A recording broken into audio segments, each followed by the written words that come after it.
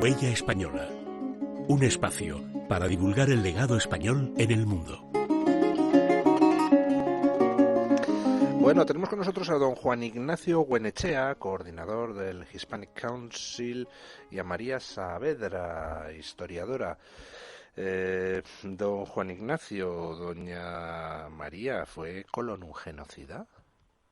No, yo creo que independientemente de la opinión que me merezcan lo que está sucediendo allí, como historiadora tengo que hablar de Colón, y desde luego Colón ni fue un genocida ni España estuvo detrás de ningún tipo de genocidio, ¿no? Sí es verdad que Colón, como cualquier persona del siglo XV, procede de una sociedad que tolera la esclavitud, pero precisamente la novedad que implanta España en América es que aquellos territorios que son colonizados por la monarquía hispánica se prohíbe terminantemente que sean esclavizados. De hecho, Colón en un primer momento intenta negociar con indígenas como esclavos y es la reina católica la que le dice que no, y que aquello se ha acabado y que son súbditos libres de la corona. Por tanto, identificar a Colón con un genocidio es un error histórico clarísimo, ¿no? Otra cosa es que ideológicamente se promueva esa imagen, ¿no? Don Juan Ignacio, la verdad es que a mí me llama la atención el ver, pues, en fin, a determinados sectores ideológicos estadounidenses cargando contra Colón, contra Juan Ponce de León, cuando, como recordaba ahora doña María Saavedra, pues España descubre América en 1492 y solo 20 años después, 1512, ya se sacan las primeras leyes de protección de los indios, que son considerados como súbditos de la corona en igualdad de condiciones con el resto de súbditos de la corona, por ejemplo aquí en España. En 1542 se amplían esas protecciones con las nuevas leyes de Burgos. Es decir, desde el principio se considera aquellas nuevas tierras parte de la corona española en igualdad de condiciones con otras, cuando si cruzas el río Bravo hacia el norte, pues por ejemplo te encuentras con cosas como que los nativos americanos no tuvieron derecho a votar en todo Estados Unidos hasta 1962, que es la fecha en que el Estado de Nuevo México por fin les concede el derecho. A nosotros lo cierto es que nos parece preocupante, ¿no?, esta ola de revisionismo histórico, en el cual se pretende además achacar a España, en concreto en Estados Unidos, horrores o crímenes que justo España, al menos en Estados Unidos, además no cometió. O sea, el racismo, y esto lo explicaba muy bien en un artículo que se hizo eco de nuestro trabajo hace poco en 20 minutos, creo que fue. El racismo que sufre la población afroamericana de Estados Unidos es principalmente anglosajón, no es hispánico. O sea, Ponce de León, que lamentablemente esa estatua ha sido vandalizada, y ahora hablaban también en el reportaje que habéis programado de Juan de Oñate. Lo cierto es que es lamentable, ¿no?, en cierto modo, que se vaya contra las figuras de esos personajes cuando realmente el origen del racismo en Estados Unidos es de lo que ha explicado usted, don Luis, a partir del Río Bravo para arriba, digamos, es anglosajón. O sea, entonces, al final, el intento, parece que el chivo expiatorio de todo este movimiento se ha convertido Colón, cuando Colón sería muchas cosas, podría cometer errores. Además, María lo explica muy bien en el informe que publicó con nosotros, Columbus Days y Gracias, que está disponible en la web, en hispaniccouncil.org, pero sería muchas cosas, pero no fue un genocida. Y Ponce de León o Juan de Oñate tampoco fueron ningún tipo de genocida. Entonces, bueno, aquí se está volcando siempre, como suele pasar, contra las figuras históricas de la herencia hispana de Estados Unidos, que en el fondo también es un ataque racista a esta comunidad y a esta historia.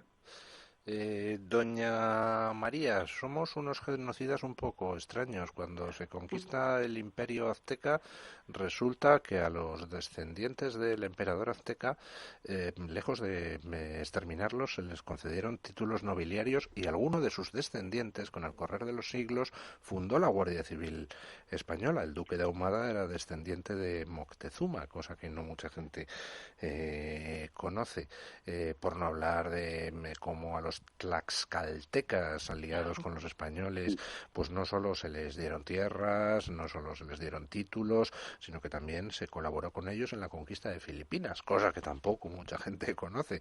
La verdad es que somos, para ser genocidas, somos bastante torpes, ¿no?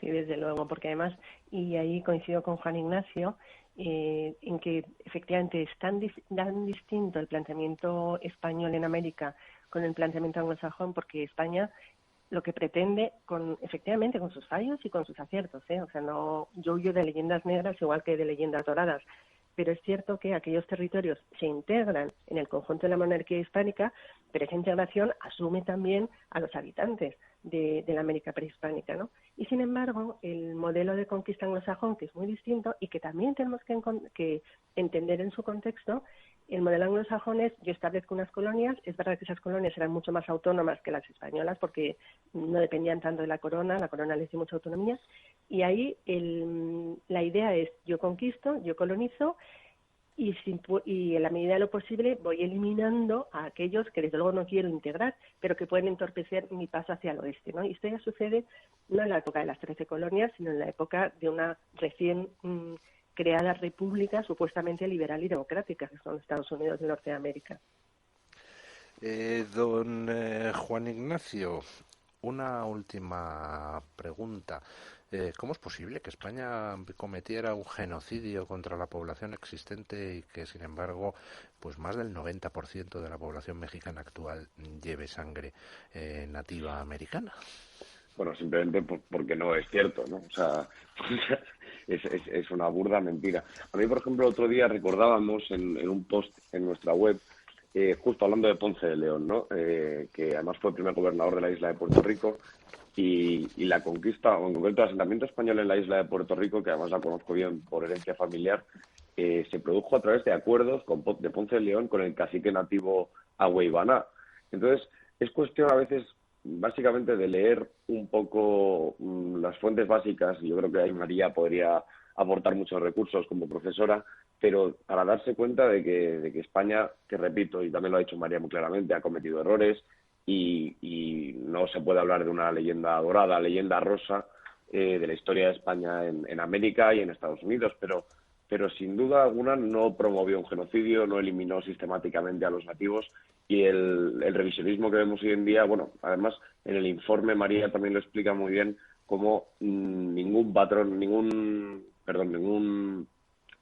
figura histórica soportaría a día de hoy los cánones morales, éticos con los que juzgamos la historia, ¿no? Entonces, si empezamos a tirar estatuas de Ponce de León, de Juan de Oñate o de Cristóbal Colón, acabarían echando también al suelo estatuas del propio Thomas Jefferson. Entonces hay que tener... No les dé ideas, no les dé ideas. No, por eso.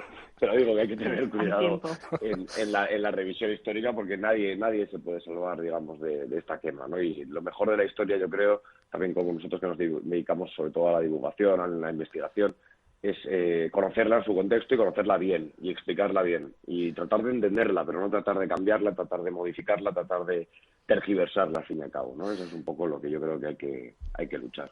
A mí, si me permite, don Luis, claro. Me gustaría compartir un pensamiento, y es que las estatuas a Colón se levantan fundamentalmente promovidas por la comunidad italoamericana, porque es el primer hombre que logra atravesar el Atlántico, volver a Europa y, por lo tanto, poner en contacto dos mundos que habían estado aislados durante siglos. Entonces, la estatua es a la gesta náutica de Cristóbal Colón. Y otro tema que a mí me parece preocupante, precisamente por lo que está sucediendo en los ultimísimos años, es que en 2013 se celebró el 5º centenario de la Fundación del Descubrimiento de la Florida, y hubo todo tipo de eventos promovidos por el gobierno de la Florida en conmemoración de Ponce de León, y que muy poquito después, porque esto fue en 2013, estamos en 2020, Ponce de León se convierte en el asesino, genocida, racista, símbolo de colonialismo. Entonces, realmente es un movimiento muy reciente, muy, a mi juicio, muy sesgado. Y luego no podemos olvidar que en Estados Unidos existe una asociación que son los Caballeros de Colón, que son cerca de 2 millones de personas. Entonces, al final hacen mucho más ruido estos pocos, que además han caído en el vandalismo, que todos estos que tienen una postura mucho más racional y mucho más sensata desde el punto de vista histórico.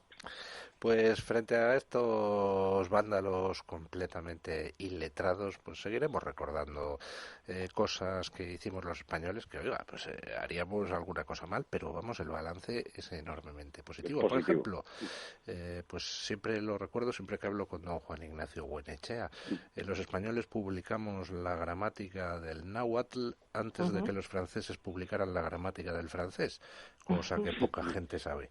Bueno, doña María, don Juan Ignacio, muchísimas gracias. ¿Pueden ustedes recordar a los oyentes dónde descargarse el informe de Sí, doña María? a mí eso es lo que justo don Luis le iba a pedir, que dará a los que nos están oyendo, si quieren conocer más de lo que hacemos de Hispanic Council, en www.hispaniccouncil.org encuentran todos estos recursos y un artículo muy reciente que hemos publicado sobre 5 razones para reivindicar a Cristóbal Colón a día de hoy. Y luego también les animamos a que ante esta ola de ataques injustificados y de revisionismo histórico, pues lo mejor es difundir, divulgar y hacer esa labor que nos toca también a la sociedad civil, y nosotros como un think tank independiente lo hacemos pues lo mejor que podemos, ¿no? Y tenemos un webinar, de hecho, que celebramos la semana que viene para hablar de la herencia hispana de Estados Unidos, que también en la web se pueden apuntar. O sea que yo creo que lo mejor ante esta situación es pues conocer y seguir formándose lo máximo posible. Pues muchísimas gracias a los dos.